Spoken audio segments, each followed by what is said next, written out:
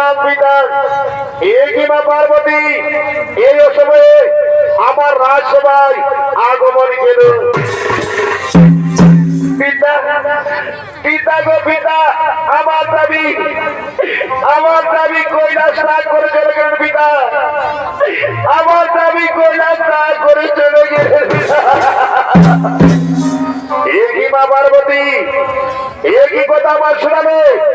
মহাদেব কৈলাস ত্যাগ করে চলে গেলে, কিন্তু আমি বুঝতে পেরেছি আমাদের দুজনের মধ্যে কিছু বিবাদ হয়েছে। বলো মা, বলো, আমায় খুলে বলো। এলো এলো মহাদেব কৈলাস ত্যাগ করে চলে গেলেন। পিতা, পিতা গো পিতা, কৈলাসে আমরা দুইজনে পাতা গেলি। আর সেই পাতা খেলা সত্যি করি, সে পাতা খেলায় জয়ী হবে, সে যা চাইবে তাকে তাই দিবে। আর সেই পাতা খেলায় আমিও জয়ী। তাই আমি স্বামীর কাছে দিয়েছিলাম তারপর থেকে চন্দ্র গোলাপ সর্ব ওনারাদের রুদ্রাক্ষ মালা। পিতা, পিতা আমি আরো চেয়েছিলাম পিতা তারপরে মতো। আর এই যে আমাদের বিবাহ পিতা, তাই আমার দাবি কৈলাস ত্যাগ করে চলে গেলে পিতা।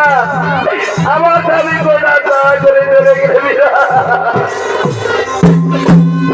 কি মা পার্বতী, এ তোমার সব হয়ে যাওয়া, এ যাওয়া তোমার উচিত হয়নি।